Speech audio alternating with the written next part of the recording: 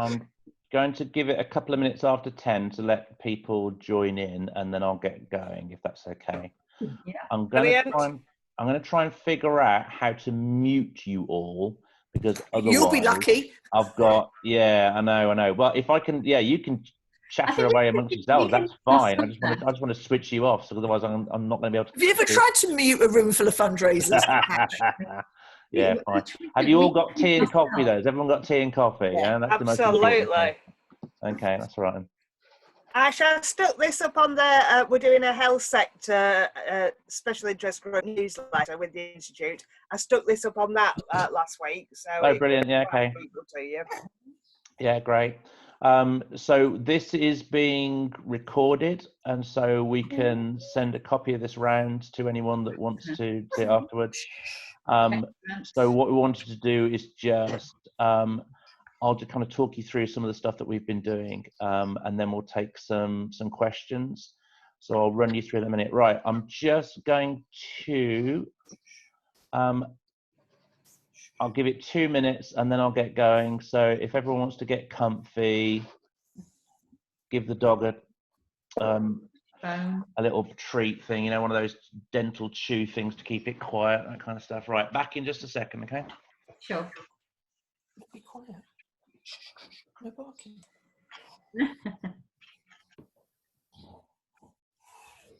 Gosh, there's lots of people on. And I've not been able to get gallery up to see. Oh. That's it. Oh, no, I've... Oh, yeah, found it. Yeah, got it. Morning. Oh, whose dog's that? Mine. They've not been out yet. She's grumbling. Yeah.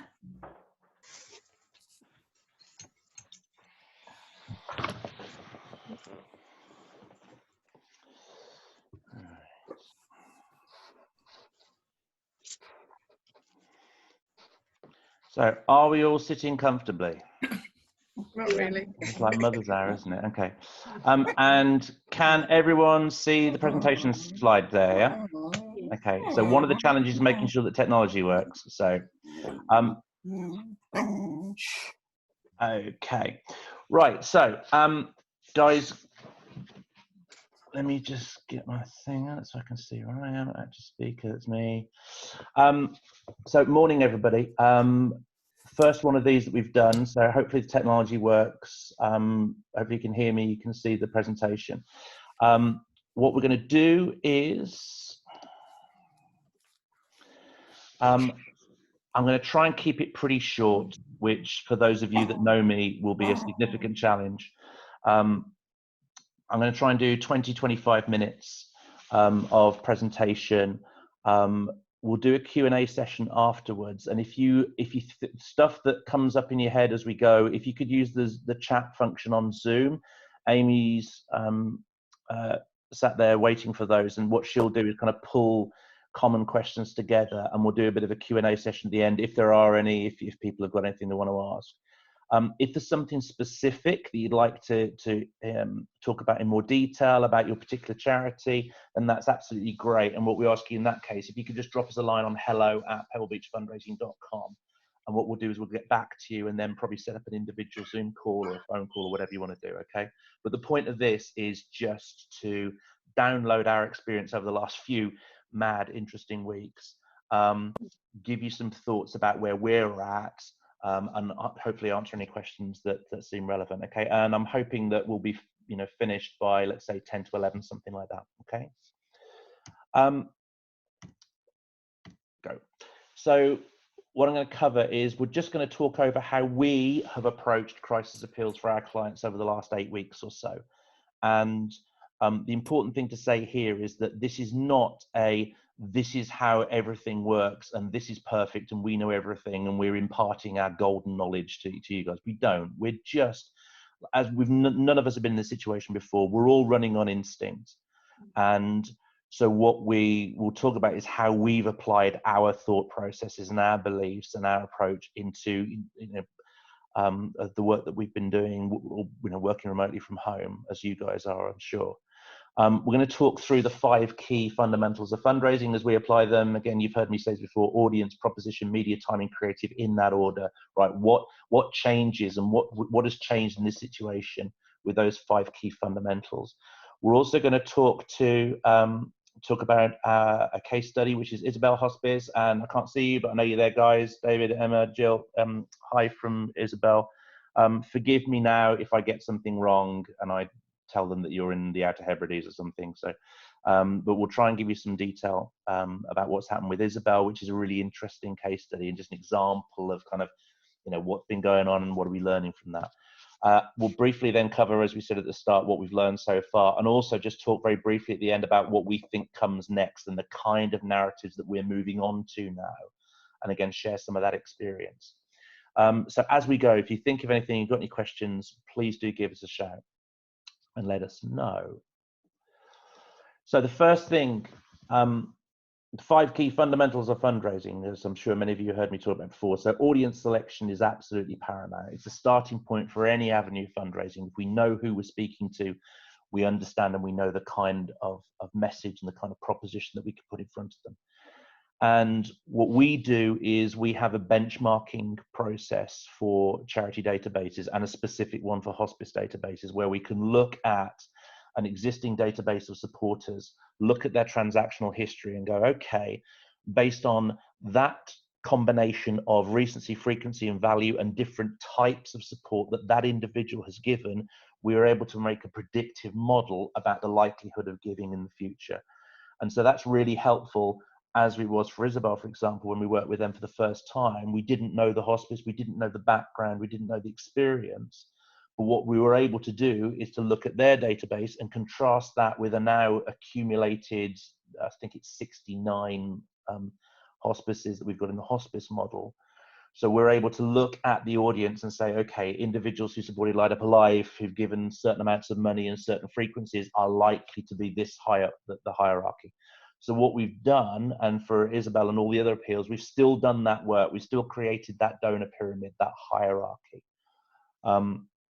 And it's allowed us then, obviously, to start at the top and you work down. One of the challenges with this, and the very first hospice and charity that we engaged with, which was before Easter on an emergency campaign. Sorry, that's the coffee machine switching itself off. The challenge there, and there's real nervousness about, you know, how is this going to work? How far do we go? And one of the challenges we had was, well, what kind of opportunity is this for a wider selection? We know we've never been in a situation like this. We know the need has never been greater, but equally the pressure on the audience has never been greater. So which is going to make, you know, most impact here? And so this first charity that we worked with made a minimum selection for their mailing campaign of just over 4,000 to get mail sort. And what their experience was that they had such a positive response. They've now gone back to a second tranche of another 4,000, I think it is. And they've had the confidence of that initial response. What it's given us is, as we've developed, as we've delivered these appeals and seen the results that have come back in, it's become clear to us that there is an opportunity for wider selection here, that we can talk to a much larger group of individuals about supporting the hospice. And particularly, there are different groups that, for individual giving, for, you know, direct marketing campaigns, we might normally not think about in our approaches, eventers being a classic. However, at the moment, our eventers can't be out there for us. They can't be out there fundraising. So what we have to do is give them other opportunities. So it's given us the confidence to expand the data selections for these kind of things. And we are still seeing that, you know, a significant response to them that justifies that decision. The frustration that we've had, as I'm sure you guys have had, and I've spoken to many charities over the last few years, is since GDPR has come in and the haphazard approach that many of us in the sector have seen to the implementation of that policy. If ever there was evidence needed to demonstrate why that was a terrible idea, we now have it, because there isn't, as you know, I say when I speak at conferences, etc. It's all well and good having these really tight data policies and tight selection policies that really restrict the amount of people we talk to, etc. Apart from when the roof's on fire. When the roof's on fire, we need to get out to everyone that's ever supported us and say, this is an emergency, we need your help. And do you know what? All of our roofs are on fire right now.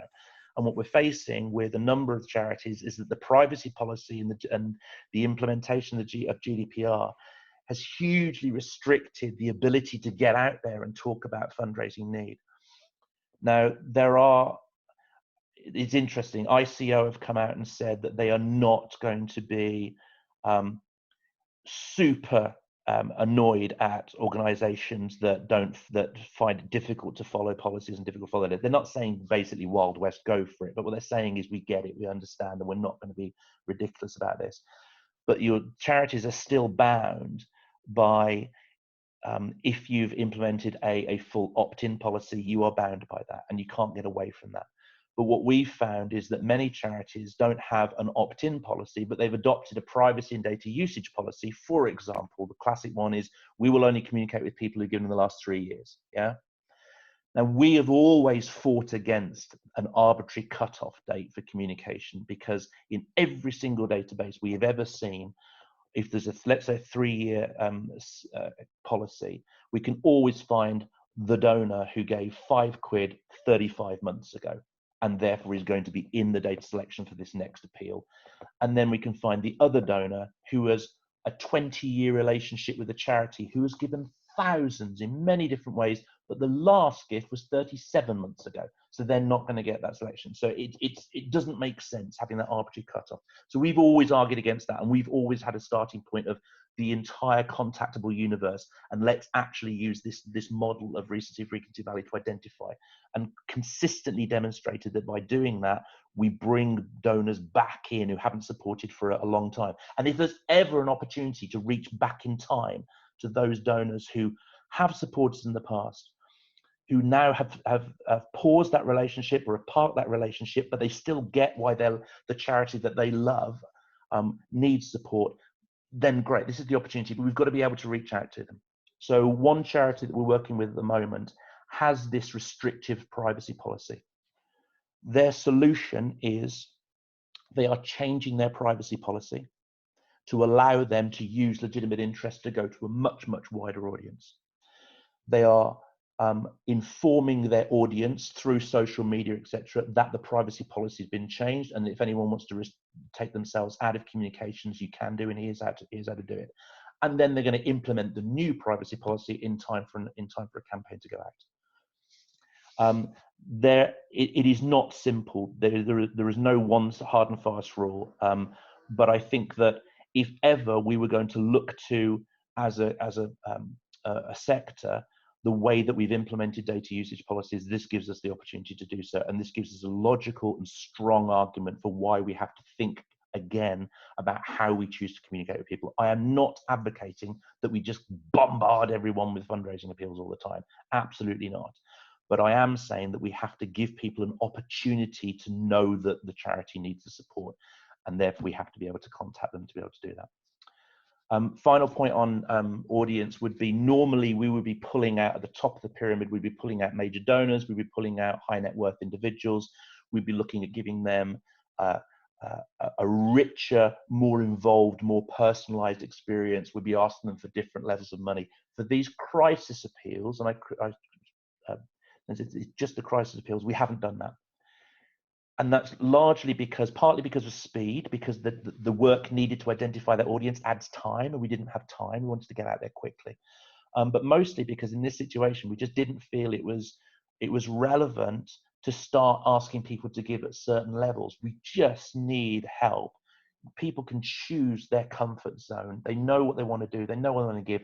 So let's just treat people like adults and allow them to choose their own level. Okay. And I'll come on to major donors, high net worths in the kind of what next section. Next thing is proposition. We know the audience, right? What are we going to ask them to do?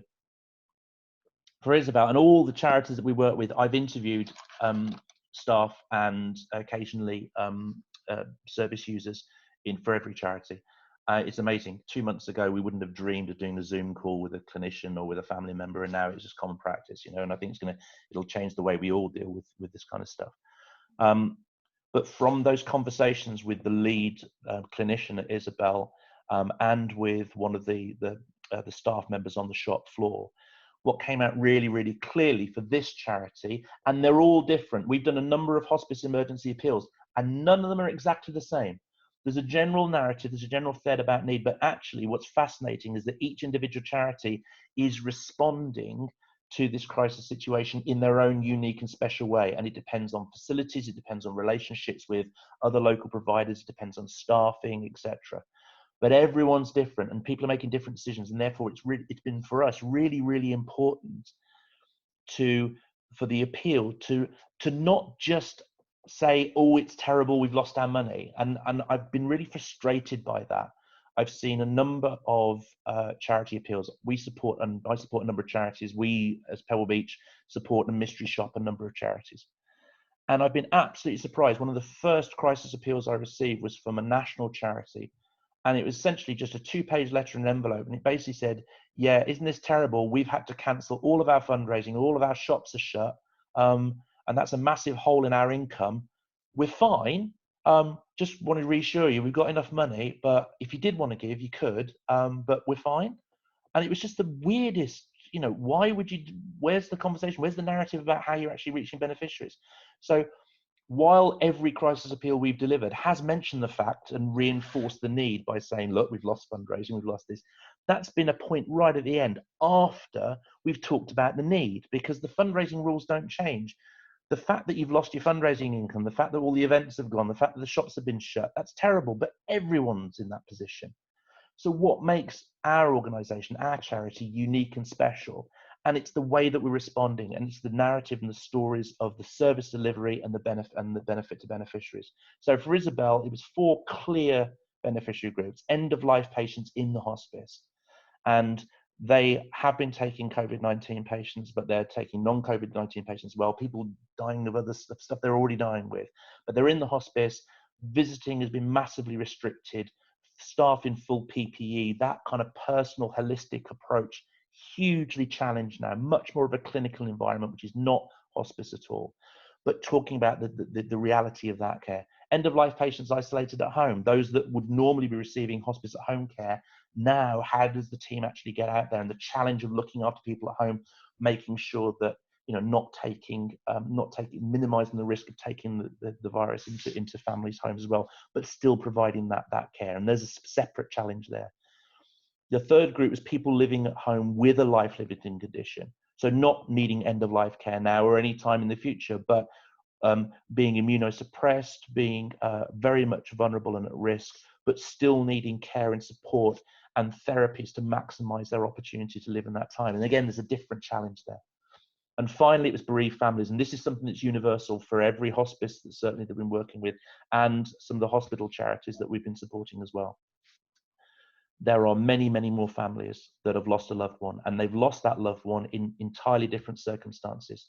They've not been by the bedside. They've not been able to have the family group and the dog jumping up on the bed and, watching the favorite film one more time, etc., etc., and all those positive stories that we used about, talking about in this sector. And when the funeral happens, they can't be at the funeral, or they have to be just a small group and they're 2 meters apart. It's a devastating impact. So every charity we've worked with, the support of bereaved families has been absolutely crucial, absolutely paramount.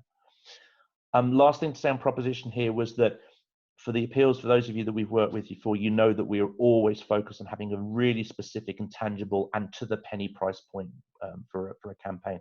We don't just like asking for £20 or whatever you can afford. We want to be able to tell people what stuff costs, whether it's a thing you can pick up and plug in and it goes beep, or whether you lie on it, or whether it's an hour's worth of staff time for a particular member of the team. But again, for these appeals, it didn't feel right. No evidence, can't give you a benchmark on that, can't give you a split test. It just didn't feel right that we're putting specific price points in front of people. For each of these 4 areas of work for Isabel, we certainly had an indicative amount. You could give this amount or this amount or this amount or this amount for each of the 4 areas. But again, let's treat people like adults and allow them to choose their own gift levels, was our decision. Media, the campaign for Isabel was mailed to 8,054. It was emailed to 3,500 seen there. So the appeal was repeated on the website, and it was also shared through social media contacts as well. So again, key thing of this is these campaigns and these narratives has to be all media. It has to be the narrative that we push out into the wide world on all of our channels. And as we come to results, one of the things that I've seen is that there's a lot of campaigns out there that are online and social only and email only, and that's fine. And they're raising money, and they will. But as we'll see when we come to the results, I think that there is a significant audience that's being missed by not including direct mail at this point. I know I'm ancient now, and I've been doing direct mail since 1996. But it's never been more important. We have our audience at home with time, and they will read stuff that's sent to them, and we're seeing the evidence results from that. So for me, done through an agency like us or done internally through your existing resource, you've got to be including direct mail in that, because it's a way of making that direct contact with supporters. Timing, early is good. So the first charity we supported went out before Easter, and they've had a really, really strong response. It's really difficult to make any comparisons. We've not been in this situation before, obviously. The nearest comparison I can think of is back in the day in the early 2000s when I was strategic planning director for an agency working with international aid charities. And this was before the DEC was created, and what we knew then was that when an emergency happened, the quicker you got your appeal in front of the audience, the more money you made. And bluntly, the quicker you got your appeal in front of the audience, it meant they would give to you and not to the other charity. So we ended up with a strategy there where we had 2 million emergency direct mail packs pre-printed with an emergency logo just waiting for lasering. And we had an email list, and when the emergency happened, the copy would be written that day within 3 hours. It would then be lasered, and it would land, because it went out first class, 2 million first class post, it would land 3 days later. So by adopting a really strong timing strategy and reducing the time to the absolute minimum, it meant that our charity clients campaign landed a good week and a half before anybody else's, and they mopped up, they took the money in. And bizarrely, I had the tsunami on Boxing Day in 2004. I was on call on Boxing Day. I had to chase the copy, prove the copy, write an email, and then I had the email list at home, and I emailed the charity's entire email list, was about 16,000 people, and I just emailed everyone from home because we didn't have MailChimp at that point, that kind of thing. And I got a phone call from my internet provider saying, "What the hell are you doing? You've just taken up like all the bandwidth in Brighton. What the hell?" And I explained, sorry, charity appeal, and they let me off. They were going to cut me off. But so the learning from there was that the speed is of the essence, and that's certainly been the case here. The good news is, bad news and good news is that a friend of mine said to me the other day, he said, it's like we're in a movie. It's like we're in one of these films we've been watching, one of these dystopian future zombie apocalypse type things, yeah? Said the worrying thing is we're only about 20 minutes into the film at the moment. And it's true, I know that I was looking at the headlines today saying, Magic Monday, and Boris is going to make his announcement on Sunday about easing the lockdown. But this is long and slow. And I'm sure those of you that have been talking to your clinical colleagues, I was having a conversation yesterday with a very senior clinician, 12 to 18 months before, as I've been calling it, we land the plane, It's a long, slow process. So the timing, the urgency is still there, and the results we're seeing right now demonstrates that sense of urgency and that sense of wanting to respond and wanting to help now is still there. But it's not going to fall off the cliff and suddenly go back to normal. It's going to be a really long, slow descent into whatever future normal looks like.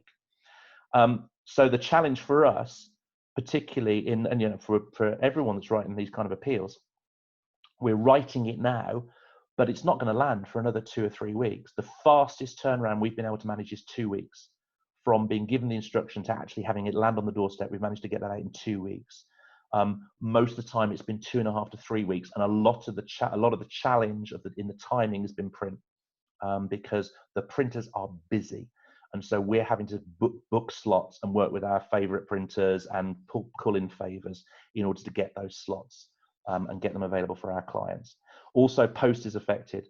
So the Royal Mail are not delivering post every day. They're bundling stuff and doing like 1 or 2 runs to a house every week. Normally we'd land stuff on a Friday because we know that you get a slightly better response rate if you land things on Friday. But you know what? Again, it's out the window now. Everyone's at home. They're reading stuff we send them. So we're not seeing any evidence of that. And when we talk about Isabel, the campaign landed on the 22nd of April. So where are we now? 7th of May. So you can see it's kind of two and a bit weeks in. In terms of creative, for those who have heard me speak before, you'll know that I always say we get to creative last. It annoys the hell out of me when I see agencies, and I've employed them. I've employed the big London agencies, and they come in with, we've got this amazing picture or an amazing idea. Right, what are we going to do with that then? And we just do, it's the wrong way of working. The way of working is to think about your people, your audience. What do you want to ask them for? When do you want to do it? How are we going to communicate? Right then, the final thing is what does it need to look like? And particularly in crisis appeals, we do not need to be flash. We don't need to over-egg it. We need to be personal. We need to be direct. We need to be urgent. And we need to be honest as well. You know, if there's bad stuff, let's talk about bad stuff. If there's good stuff, let's say. But let's have that intelligent conversation. What we can't go out is a screaming emergency, we're on fire, help kind of message. Because it just doesn't work. We've got to treat people like adults, in my view. And I think the first thing we've got to do is ask for money. Again, I've seen a number of appeals that have gone out there saying it's really terrible, we're really suffering, but doesn't actually make an offer, doesn't actually say what they need money for and what they're going to do with it.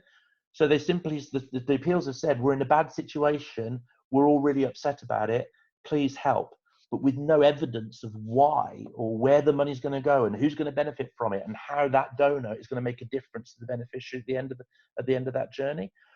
So, you know, we've got to explain that stuff. We've got to be talking to people about what happens, the cause and effect of their gift. And we've got to be friendly and non-exploitative. And so we're talking to people in honest terms. It's not marketing speak. It's speaking as all the appeals we've done have been from clinical staff. So it's speaking as a clinician speaks to them. As I often say, you know, when someone walks into a charity for the first time, they're not met by this really officious marketing type, the broomstick up their backside, you know. They're met by this lovely, warm human being who puts an arm around the shoulder and says, come on, then let's get you settled in. And it's a friend, it's immediately a friend talking to a friend. So when we're fundraising, we should have that same approach. We should have that same ethos, a friend speaking to a friend. And so that's what we've tried to produce. But also those last 2 points, really important. It's got to be cheap and it's got to be quick to produce. So we needed a format that we could just get out there. It was cheap to print, simple to account manage, not loads of data personalization, which we'd normally be using. We just land it and get it out there, okay? Okay, so here's what it's, very quickly, here's what Isabel's pack looked like. Outer envelope, BRE, dead simple. Fighting fund is interesting. I've seen there was one hospice campaign that landed on my doorstep a couple of days ago that had SOS crisis appeal. It just felt wrong. I didn't like it. The wording, crisis appeal, emergency appeal, fair enough. The wording that I think people have responded to that we've felt quite comfortable with is fighting fund, resilience fund. I really liked. Well, that was the charity's idea. That was our client's idea. They wanted to call it resilience fund, and I get that because you understand what it means, and so I like that terminology. Here's the main letter. I know that someone is going to be thinking, bloody hell, that's a lot of copy. And I've always had this conversation about copy. We've always done longer copy. And for those of you that know the work that we do in the Children's Hospice Movement, quite often we'll be doing 4-page letters with lifts on top of those. And I've always had the view that if long copy works, as long as it's interesting, as long as you're talking about something that matters to people, as long as you're being passionate, they will read what you have to say. If it's guff, then no. And this one appeal I saw a couple of days ago, it was your classic big national charity type thing, which is, you know, make the ask in the second paragraph in bold and then repeat it halfway through the letter and repeat it in the PS. You know, it's for us, for me, this is not the time to do it. It's about having an adult conversation. So we do make the ask, but we spend the first part of this letter from Elizabeth, who's the director of clinical services. Elizabeth's just telling you what's going on. This is the challenge we're going. This is the problems, you know, the problems we're facing. These are the beneficiaries that we want to reach. These are the challenges we've got. We need your support. Here's how you can give it. Okay. And importantly, on the second page of the letter there, again, this non-exploitative thing that I was talking about, in every appeal, we've made it really, really clear. You've got to look after yourself and your family first. That's the priority. But once you've done that, if you can put something in to us to help others in your community, then brilliant. We'll make sure that we use your money.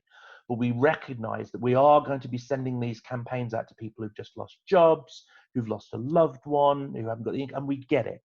And we don't want to make people feel guilty that they can't support. It's fine if you can't support these campaigns, and you've got to look after yourself first. And we make that really, really clear. Again, it's a really important part of that communication. The other thing on the response form is that it is a direct mail pack. It's got a direct mail response form. There's a return envelope in the outer envelope as well. But we prioritize online and phone giving. So we've been pushing online response giving either direct to the website or to Just Giving, depending on whatever option the charity has. But also, where possible, putting a donation phone number in to allow people to choose their preferred method of response. And for some charities, that's been the phone line has been bounced around each member of the fundraising team at home, and they've taken the details. That creates some data manipulation challenges because you've got credit card details in home.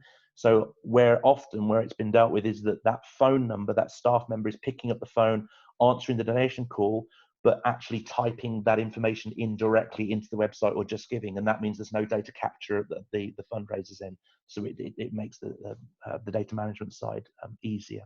But prioritizing online and phone, yeah. There's the only other element in the appeal was a lift letter, and this was written by Alison. Alison was just absolutely bloody amazing. She's the lead physiotherapist of the hospice, who the week before had been promoted to acting inpatient manager because other members of staff either were ill themselves or had lost loved ones and couldn't work anymore. They didn't have anyone else to do it. So within a week, she'd stepped up and basically learned how to manage the IPU and manage rotas and support staff, etc. And she was just, just so nervous about it and nervous about talking about the appeal, but she was just so honest. And so direct, and as you can see, I don't know if that's large enough for you to read the copy there, but it's just real. It's Alison. It's what she said to me. I packaged it up and kind of pulled it together. But basically, it's just Alison. And what I loved is the fact, the last paragraph there. She says, "And I'll be honest, I don't think any of us have kept a dry eye on Thursdays when the clapping starts." It was just something she said, and it's that human element. It's what I think we lose when we write marketing copy. This is about real people talking to real people. And for Alison, it was really important that she mentioned the fact that she really recognized she got something from those Thursdays. It meant a lot to her, and she wanted to talk about that. So we talked about it. Okay, results. Sorry, I'm taking ages. I knew I would. Half an hour. I'll try and be quick. Here's the results. These are live as of Wednesday morning. So we got the last update. So effectively, these would be these are the figures on Wednesday morning from up to the end of Tuesday. Okay, so the 5th of May being the last date. So happy to talk through these, and you can look at these in more detail, you can study these, but what you can see there is there's 4 main columns. So web donations are those donations that came in to the donation link that was issued in the campaign. Okay, so you can see the totals are at the top rather than the bottom, if you can see that. But so 16, nearly 17,000 in web donations directly pushed from the appeal. So that's us in the campaign and in the email saying, here's the link, go and donate online. Brilliant. Phone donations, nearly 11,000 given on the phone. I was absolutely fascinated by that. I knew there'd be some donations. I didn't expect that many. And where other charities have used phone, we've seen the same kind of levels and percentages as well. And those are people that don't feel comfortable making a donation on the web because they're worried about security, whatever it might be. Or they're an older person, they haven't got access to the internet, and that's my folks and my in-laws, they wouldn't go online. My father-in-law still used to walk to the bank every month to pay his mortgage. That was how he did it because he didn't want to do it online. So I'm absolutely fascinated. Nearly £11,000 has come in phone donations because we've given people that option to choose the methodology and the interaction option that they prefer. Other website donations, another 20,500. Those are website donations just come in on the website or to the generic Just Giving link. So while there is an expectation that the majority of that is come from the appeal, there is going to be a bit of money that may have come in anyway. I think, David, I can't see you, but I think you said it was like 780 quid a day. I think you were seeing before the appeal landed on general donations. But the final column is the one that's absolutely fascinating to me. So 31.5 grand in postal donations. So the worries that I know that some charities expressed to me is, oh, people won't want to receive things in the post. They're worried about touching things in the outside world. They won't want to go to the post box. No. There you go. 31,500. There is you can see a biggie there on the 1st of May, and that was a £10,000 donation from a supporter that already had a link, that was already a high net worth individual, but they responded to the direct marketing, to the direct mail appeal with a postal donation of £10,000. Now you can see there, the 28th of April, that 209, there hasn't been post picked up, and I think that the guys were going back into the office to check the post bag again this morning. So there'll be another whack of postal responses by the end of that. But for me, that just demonstrates that there's £31,500 given to this campaign that came in the post. If we don't reach people through direct mail, then a large section of our supporting audience are not going to see the campaign and the appeal in the first place because they're not engaging with us in that way. It takes us writing to them and going, hello, you, this is us, I've got a problem, can we talk to you about it? And when we do that, they respond, and they respond through a postal response because that's their preferred option. Yeah. In future times, I'd love to be able to pull all these results together properly and do an analysis like demographic and who responded, and we'll do that at some point in the future. But at the moment, all I've got to show you is these raw figures. But I'm absolutely fascinated, and we were going to show you whatever the figure is going to be. We were going to be honest and show you the whole figure. So it's huge learning from us. That phone figure is really, really strong. That postal figure is fantastic. Imagine if we only do online. Yeah, you'd be stripping out £43,000 worth from this response. If we only offered online, if we only offered online, social media, Facebook Live, etc., we only get 37,000 for this campaign.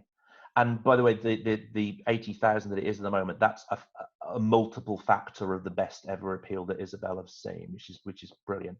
And just looking at those, I just pulled the averages together this morning. So the web average 78 quid, phone is 84, postal is 102, but without the 10 grand outlier, it's £70. So again, strong average gifts there as well. Yeah, I can see questions coming in. I'm sure it's all about the money.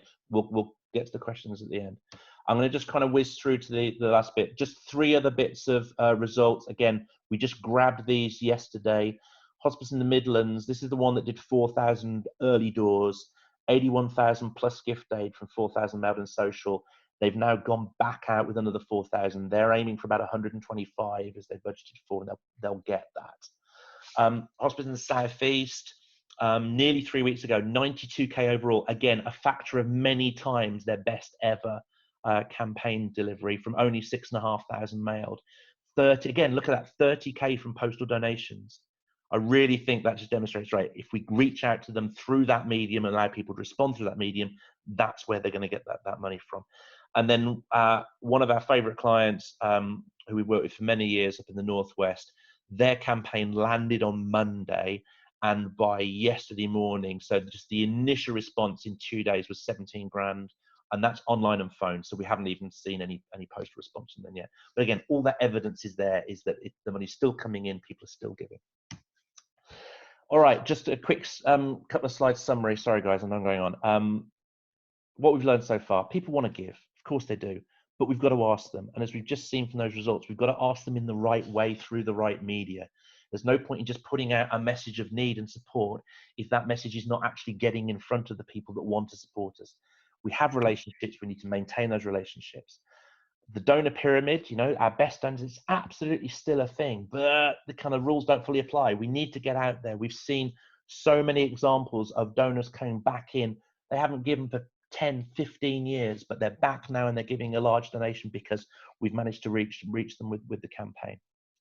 And just making the ask, just saying, as I said before, just saying we're running out of money, we haven't got fundraising, etc. Yeah, that's true, but it's not the reason why people should give to you. They give because you've got a need, because you've got beneficiaries that need help and support. and you've got staff that need to deliver that to them. So talk about it. How does the donor deliver that impact to the beneficiary through their donation? Use all the media. Social, online, web, absolutely great. And I know it's tough. I know it's difficult because a number of our clients have had to furlough staff. So we have effectively become the individual giving department for a couple of our clients because they've had to furlough internal staff. So the challenge there is if you don't have the staff to deliver a direct mail appeal, for example, or what you've now got is events fundraisers who love them to bits, don't have that knowledge and skill set. What do? Do you employ that internal resource to get a thing out, or do you actually employ a resource? So that's a challenge. It's why we reduced our costs right down for crisis appeals, right the way down to try and make this accessible to everybody. But we get it. People want to do this in-house. You want to save money and not spend money where you possibly can. Absolutely right. And I've always said, if any charity can do this and be brilliant and magnificent and do it themselves, fantastic, go for it. And we're happy to offer advice and support and guidance and be a critical friend. But if the choice is doing it internally really not very well, or doing it brilliantly because you bring in the resource from outside, fantastic. That's what I think, the income justifies, you've got to be doing that. But the situation is changing rapidly. We've got to keep up. As the world moves, as lockdown eases, the narrative of where we are, we have to be up to speed with that. And that kind of moves us into, right, what are we thinking about next? So the first thing to say is we've got to keep communicating and we've got to keep fundraising. We cannot hibernate. We can't just sit there waiting for this to go away and then come back out. I was talking to one of our clients a while ago, and they were saying that their events team had decided that their plan was to take all of the fundraising events, all of the mass participation events for the entire summer and deliver all of them in 6 weeks from October to mid-November. And I just said, looked at them like they're mad, because everyone's going to be going on those. There is going to, as soon as it's okay to do parkrun again, or to do a 5K or to do a bike ride, everyone's going to be doing that.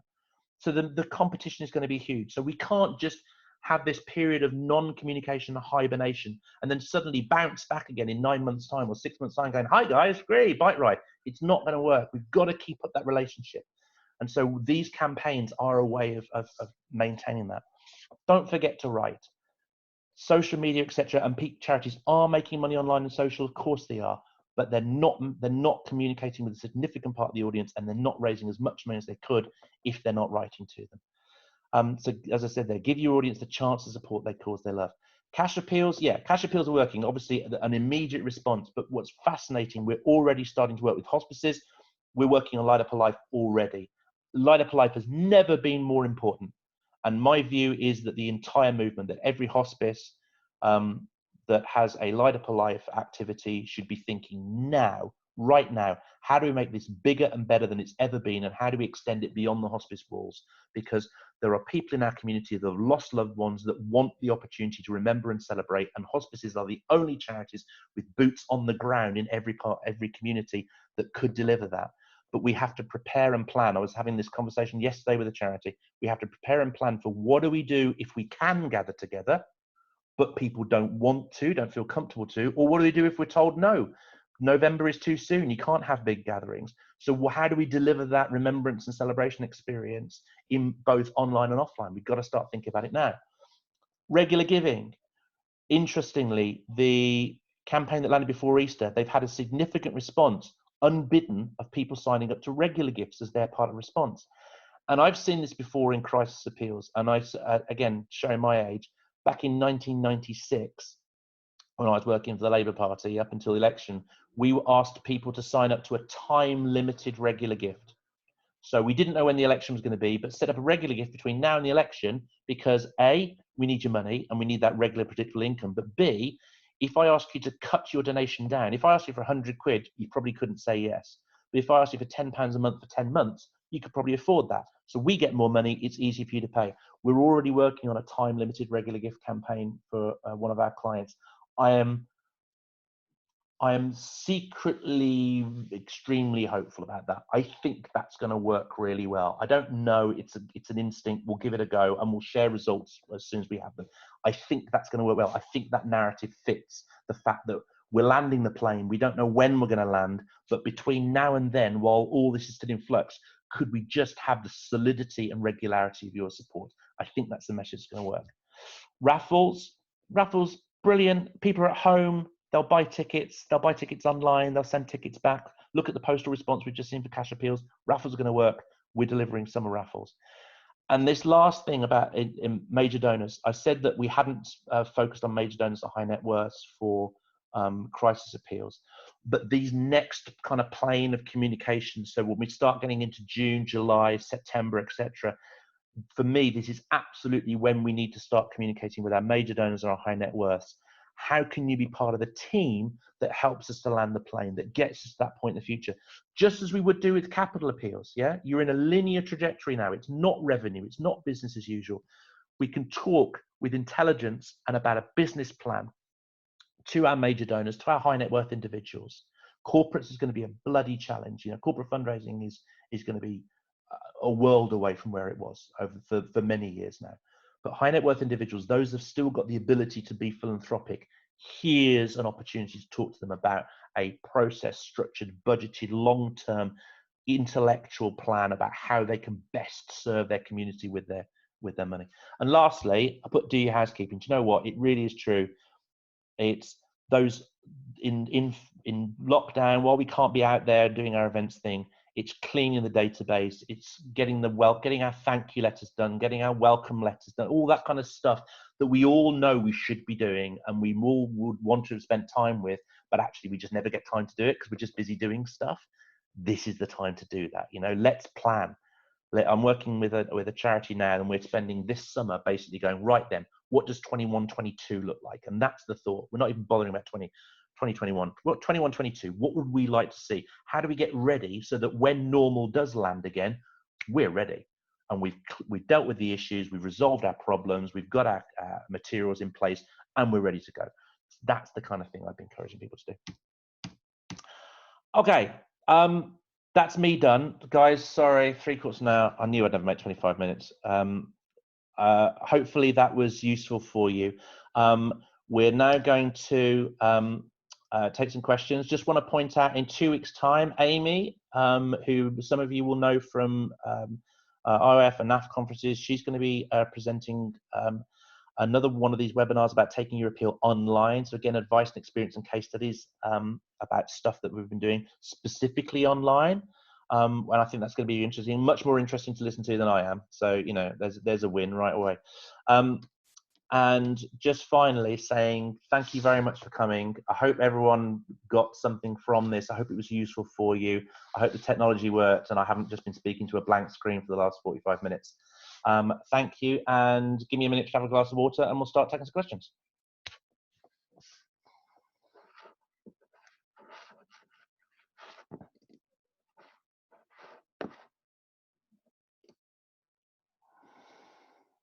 Whoa, all of you there. Hello, everyone. I can see you now. Hello.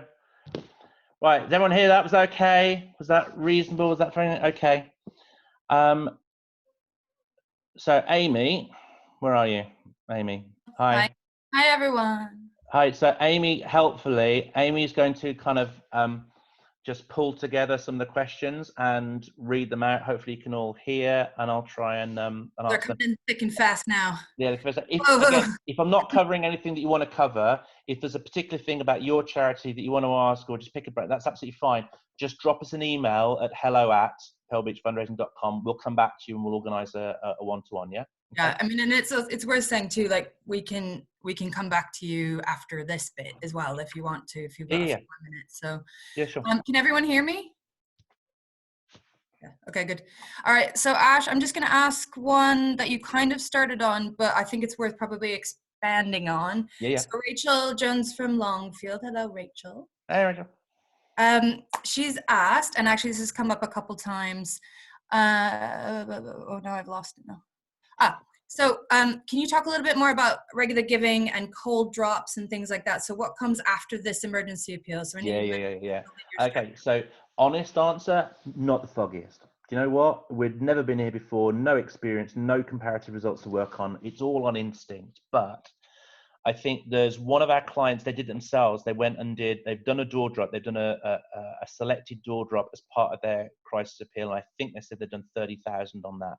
So just as we've made door drop work, particularly in times of capital or emergency and that kind of thing. Yeah, it's difficult to make it work in revenue, but certainly there is the opportunity to reach out to someone. So door drop, I think, is, or partially, there's partially addressed mail for those that have tested that. It's difficult because we're not spending, we're an agency, we're not spending the charity's money here, So it's easy and glib for us to go, oh yeah, let's do door drops, but actually it's not our risk. All I can say to you, if I was back as director of income gen for the hospice, or one of the CEO of the charity as I has been before, with the evidence I have in front of me now, yes, I'd be out there. I'd be saying, do you know what? I'm not spending any money on events. I'm not spending any money on community activity and that kind of thing. I've got to expenditure budget.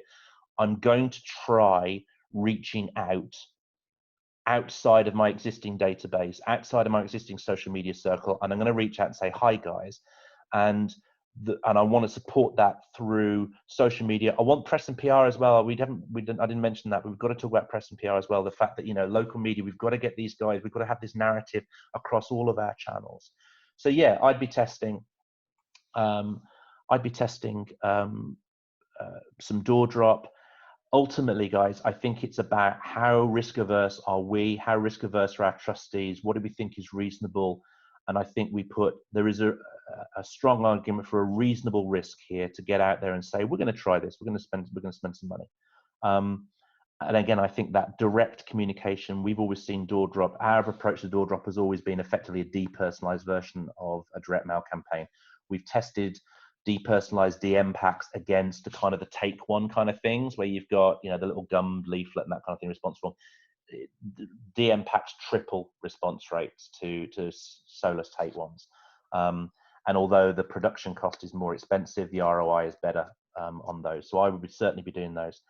In terms of regular giving, if you'd have asked me 3 weeks ago, I'd have said, yeah, not feeling very strong on regular giving. And then talked to our client up in the Midlands who sent out their crisis appeal and got 11 grand's worth of yearly value, 11 grand's worth of new regular gifts in response to their cash crisis appeal. People who had chosen to respond to a cash appeal with a regular gift. And and again, that got me sort of thinking back to my experience of where there was this kind of, we don't really know, there's an emergency situation, we don't really know what's going to happen. The strongest proposition we developed, and for those who don't know, I worked for the Labour Party in 1996. I apologise, it's all my fault. When we talked to that audience about there's this election, and it was literally a conversation about we have a shared objective. We all want to get to this happy place in the future. We don't know when that's going to be. What we need as the organisation is A, as much money as possible, and B, the security of knowing what's going to come in the future, being able to see a bit into the future with some budget that we can predict. But also for the donor, it was simple and easy. It was like an easy payment method. It was, don't buy your sofa cash. We'll give you 12 months interest-free credit and pay it off in monthly installments. It was that argument. And that massively resonated with that audience at that time. They got it. We need support. Charity wants to get as much money out of us as possible. And this is simply an ease of use approach. So we will deliver this. We will do that, and that's going to go out reasonably soon, next couple of weeks, 3 weeks, and that will be pushed on in all channels. It'll be direct mail, it'll be social media again, and email as well. All channels being used. I'm absolutely fascinated to see how that works. I think if I had to put 20 quid in it, I think it's going to work. I think it's going to work quite well. But again, as soon as we got information, we'll share. Okay. So I'm just gonna ask one that's come up a few times, and it really is just a short answer, and I think I can do this. Yeah, you'd be lucky. It'll be short because it'll be me. It'll be fine. Right. So, do you launch the email social media appeal when the mailing is posted, or when it is set to land? I mean, ultimately, like when we do this, we're pretty flexible. If we were to guide a charity in doing this, we would generally say that we want it to land at the same time as the appeal lands. And that's just because then you've got a concentration of the messaging all at the same time. And so, yeah, that's generally what we tend to do when we plan a social media campaign. Emails, yes, we launch the email at that time, and we tend to launch it for 2 different audiences at the very least. One would be one group for people who got the DM, and then one group for people who are email only and won't have seen their post. And then we will probably carry that email campaign throughout the whole thing. So it may be 4 to 6 weeks. It may be longer than that. It just kind of depends on what else you've got going on. Because I'm sure that you've got lots of other communications that you are planning to send out, although that's changed quite a bit now. And if you didn't do like an emergency appeal, obviously I think that should take precedent, and if you can make it take precedent. But yeah, so the short answer to that is when it lands, if possible. Ash, one of the actually we've had a few questions on this. What are your feelings on doing a crisis appeal, even though many hospices have had financial help from the government, and somebody else said something about getting a large grant from the government? No, absolutely. It's been something that we didn't thought about. So I think there's two issues. Yeah, the fact that you've got this bailout money. However, it's 2/3 of fundraising income averaged over the last 3 years. I think is the formula that they've used. That still means you've got 1/3 of fundraising income that isn't going to come in. There's also the challenge, and I know, some of our clients, one of our clients who received their funding have got, just over 3 years running costs in reserves at the moment. Other hospices, other charities we're working with are running on kind of 6-9 months, and yet they're getting exactly the same kind of level. We just haven't gone near that. It doesn't the reserves policy and other grants coming in from other sources and relative poverty or affluence of the charity does not change our desire and need to go out and fundraise. And so for me, if we decide we are a fundraising organisation, then yes, we go out and we talk about emergency, because what we're talking about is, and that's why I'm getting about this. Don't just talk about, well, we've lost our money, etc. If that was the only argument you were making, then of course it's countermanded by the fact that the government's just said you got 7%. That's not the argument we're making. What we're saying is we need to care for people. There is real, urgent, desperate need of beneficiaries being delivered by our amazing colleagues who are going through hell and taking huge personal risks to deliver a level of service in these times. So there's a need. I also think that, and I think it's illustrated with, Colonel Tom, hopefully is kind of Major General Tom or something by in a couple of weeks' time. But wasn't that absolutely fascinating in that he just became a beacon. He just became that recipient of the desire to do something, that community desire to just, I'm impotent. I can't help this. I want to do something. I want to make an impact. How do I do that? Oh, there's this guy. Let's give it that way, and that's fine. And that's why I'm saying if we don't, being cynical fundraiser, if we, and talking to, hospices here, if we don't get out there and say, guys, we're on the front line too. I know we may not be NHS, some of us are NHS hospices, but our staff are going through exactly the same thing. Our beneficiaries are facing exactly the same challenges, and the need for money is just as fine. If we don't get out there, it's going to go somewhere else. And so we've got to be out there passionately talking about the problem and solution and giving people an opportunity to give people that opportunity to respond. I just wanted to add a note on that. I just taking a step back as a donor, so someone who supports multiple charities. One of the most frustrating things to me as someone who gives my money to charities is the fact that there aren't a lot of honest messages that are going out.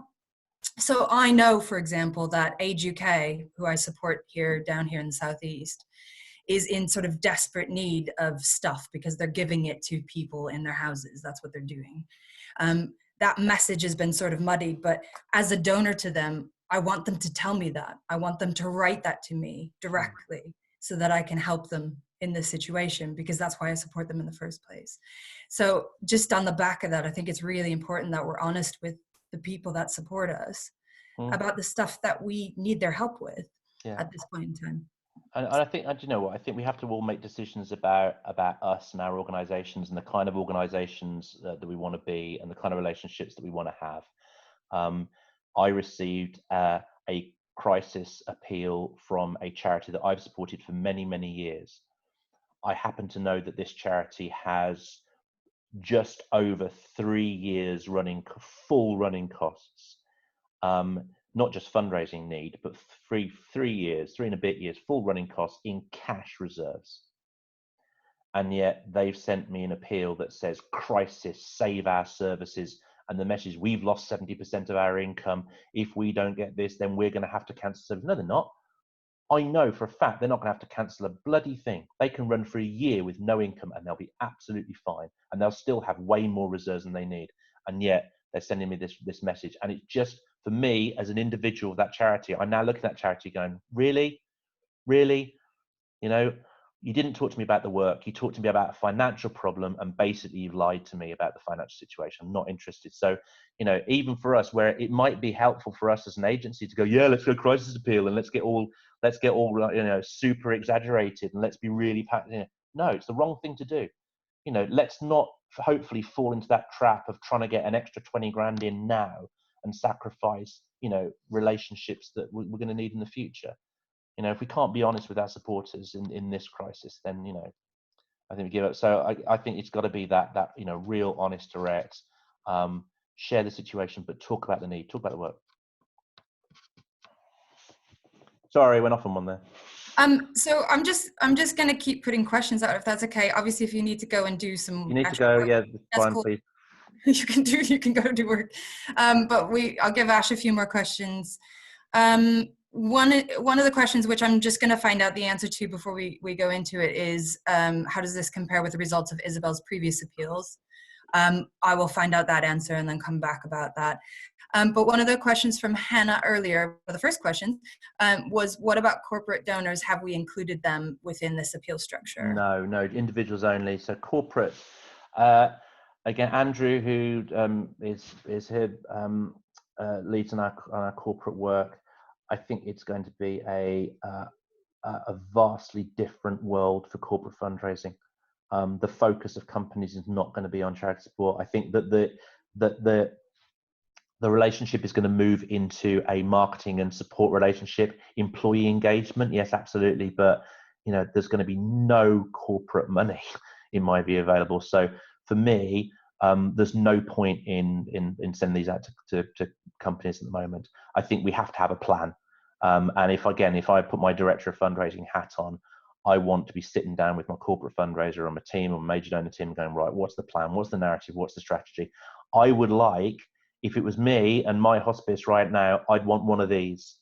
I'd like to organize a corporate webinar where we get our supporters and go, guys, can we just talk to you? And let's have honest conversations with our supporters going, we need you on board. We recognize you might not be able to give us any money now, but we don't want to lose the relationship. How can we support you? How can we help you? How can we continue that relationship? So let's reach out to them. But no, the ones we were talking about, these are purely just individuals. Okay, I'm still working on the Isabel question. David sent in a nice question. David Berland, hello. Hey, David. Do you think the massive support for NHS charities, now over 100 million, will have an impact on long-term support for real charities?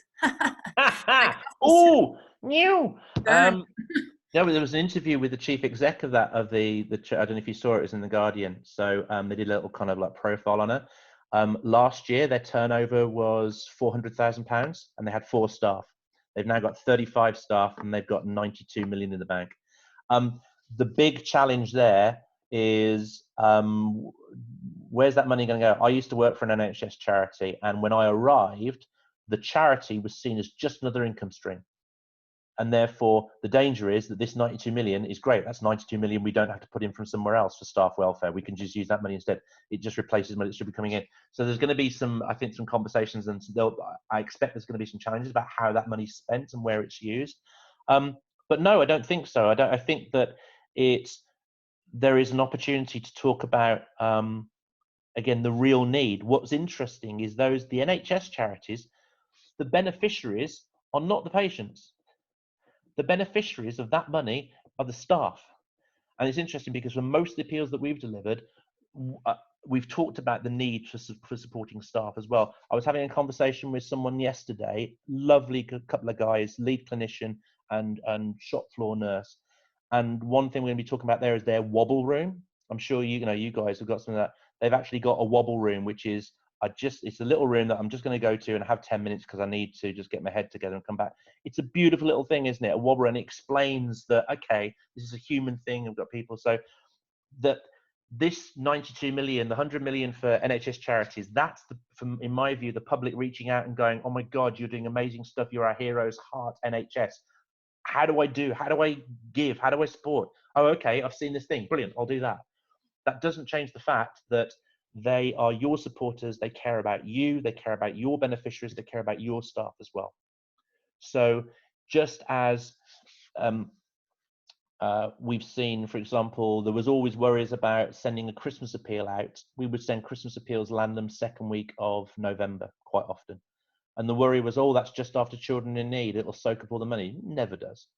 There is, let many flowers bloom. There are opportunities for people to support different causes. And so we need to be out there. We need to be continuing that narrative, and again, making sure people have the opportunity to give. So for me, that's a one-off, and that descent will happen quite quickly. Okay. So I have a little bit more information about Isabel now. I don't know if this is going to be a satisfying answer, but so basically, Get it right, they're watching. they're up to 80K right now, and as Ash mentioned within the presentation, they've had lack of access to the post, so there is post waiting for them, but however, they're not able to batch that in the same way that they would normally. So we don't actually know what the latest post figures are, possibly on top of that. In terms of how it's done in comparison to their previous appeals. So we've been working with Isabel for several appeals. I don't think they mind saying that. The first appeal we did with them was last year's Light Up a Life. That Light Up a Life had 500 donors. And it was, I think, their best. Chelsea, correct me if I'm wrong. I think it was their best Light Up a Life ever. They just went out by quite a way. Yeah, they just went out with the spring appeal because obviously we didn't know any of this was going to happen. So spring appeals were a thing, and that was in March. I think that landed in early March, right before everything else happened. So about a month and a half before this emergency appeal. That was at 32K, but again, better than any spring appeal that they'd ever done before. So I guess the short answer is that their previous appeals have done well as far as we're concerned. They've done well. This has sort of blown out of the water any previous appeal that we've worked on with them, but also I think any previous appeal they've ever done. So that's where they are at with this one. Yeah, same situation. I think we've seen that for many charities, that they're getting an extraordinary response to this. And so that's, again, I think, we're talking about audience. Eventers, I'm really fascinated to start saying we're going to be reaching out to eventers for many of our clients over the next couple of months and saying, guys, you can't be out there doing your run, your bike ride, or whatever it is that you're normally doing. How about doing this instead? And I know virtual events are on there, and some people are taking part in that, but actually, that's for those that want to be out there and doing things that may not be a replacement for them. So I'm really keen to be making sure that we're out there talking to people about the relationship that we have with them, and then saying, this is us, this is you. Right then, in this situation, we're asking you for a different relationship, and we're asking for a different relationship until we get to the point where we can resume that amazing, brilliant relationship we've always had with you. But for the meantime, can we talk about a different way of interacting? And again, I think we have to be, intelligent and sensible about how we do that. I've just seen in chat saying about sharing. Yeah, we'll share the this recording for everyone, and we'll share the PowerPoint presentation again. And feel free to share that with anyone and all your colleagues, etc., etc. All right, should we do one last question? Is that one last one? Okay. Good. You all right, Ash? Yeah. No, I'm just Getting started. mad as a bucket of frogs, but yeah, having fun. All right, so we've had sort of multiple questions about segmentation. So this one came from Claire earlier, Claire from Phil's Tuckwell. What happens when supporters have already donated? And from this, I'm taking, Claire, that you mean, what if they've already donated like recently, sometimes with multiple or substantial donations? Should you still include or acknowledge previous donations? And this is sort of adjacent to another question, which is about how we think about segmentation. So should we be testing segmentation? Is this a time for it? I think for crisis appeals, I'm going to say no, because the thing I'm most worried about is timing. I want to get it out. I want to land it. I want to get it out in front of the audience. And so our strategy has been to just keep it as simple as possible, get it in front of the audience, let them choose their own level. Yeah. However, Once we now move into this kind of second phase, yes, absolutely, I think we should be looking at segmentation and all the things that I talked about, high net worth individuals, major donors. I want to have those relationships. It's tough because we're going to have to do stuff like this. We can't schmooze them, we can't invite them in, etc. But what we have still got is you've all got, and I know some of you are going to cross your eyes at me when I say this, you've got chief execs and you've got trustees. That's what trustees are for. Let's get some trustees talking to, influential supporters. Let's start building that relationship. But let's start talking to them about the challenge that's facing. For high net worth, what I don't want is charities just going out and saying, can we have 10 grand? Can we have 5 grand? What I want is a charity reaching out and going, can we talk to you about the situation? Can we share with you what's happening? Can we give you some insight? And then can we ask for your advice and support about how you think we might move forward, and let people be part of the solution? You can do that with the people at the top of the pyramid. And it's scary. When we do our database analysis, one of the big hospices we crunch the data for, 60-odd thousand individual supporters, 80-20 rule, absolutely there. It was within 0.2%, 80% of income from 20% of the individuals supported. But staggeringly, we found that 2.4% of the donor base over the whole lifetime of the charity had given 34% of income. And so there's a tiny, tiny, tiny number of people that are massively, massively influential. And what we mustn't do is just blanket communicate to everyone. And that's the danger if we just rely on social media and email. We can't be sophisticated. We can't be targeted to a great degree. We can do with a direct mail communication. So a normal appeal for us, we would have a high value direct mail section where we'd be pulling out the main appeal. We'd add a bespoke letter, maybe from the chair of trustees, chief exec. We'd have handwritten elements, we'd have comp slips, we'd have a business card, paper clip to the top of it, etc., etc. So it really is almost like a mini trust application, going out to the really key supporters. And that's the kind of style and structure that I would be wanting to push for those people. But again, let's think about our different audiences. Someone said to me 2 days ago, they had a £5,000, no, it wasn't 5,000, £300, sorry. They had a £300 donation from someone in response to their appeal. And they put a little note in with it saying, I normally give loads of stuff to your shops, but I'm not able to do that at the moment. So here's 300 quid. Do you know what? There's someone talking about their relationship. There's someone saying, actually, I have a thing. I've got a relationship with you. I can't do that at the moment. So I'm responding in a different way. So let's recognize that. So yeah, we would naturally pull out regular givers, light up lifers, IMO donors, general donors, rafflers, home money boxes, eventers, community fundraisers, etc., etc. And we're looking at those audiences differently in every campaign that we do. For this one, absolutely. Let's talk to eventers about the relationship we have with them. Let's talk to gift day donors, to shop donors where we can. So it is a challenge. What we're finding is that the challenge is the internal resource or accessibility to the database from home. So unless you've got, full remote access set up and, or your GDPR policy is fine, it's really tough to actually do that kind of segmentation analysis remotely. What we do is we don't care about any database that anyone's on. We just get a completely full and unexpurgated raw data extract of every transaction ever. We pull that in and chuck it into Access, and then we can play around with it. So it means we can look at that data from loads of different directions and go, right, what do we think? What have we found? What do we want to do? Sorry, I'll shut up at that point. Amy, does that answer the question? I think so. All right. So I think that's probably, I'm sure you guys have other things that you need to do today. Just guessing. Nah. Happy nearly bank holiday weekend. We're almost there. Just to reiterate what Ash said earlier, we can help with any aspect of this if you want us to, but equally, if all you want is just to have a chat with us, that's definitely. There's no obligation on, doing we're here to fill the gaps. For some of our clients, we do the whole thing start to finish. For others, we're just creative. For others, we're simply doing advice on support on segmentation. So literally, we'll jigsaw in around. No worries, thanks, Anne. Bye. We'll jigsaw in around internal resource. And I get that we're a cost, and I've employed agencies myself. And again, the simple message is: be brilliant. be magnificent, because the work that your charity is delivering is magnificent, and be as magnificent as your colleagues who are delivering the work. But if you can't do it internally because you haven't got the skill, or you haven't got the resource, or you haven't got the connectability, then go and get it. And whether it's us or it's somebody else, go and get that expertise. Do that.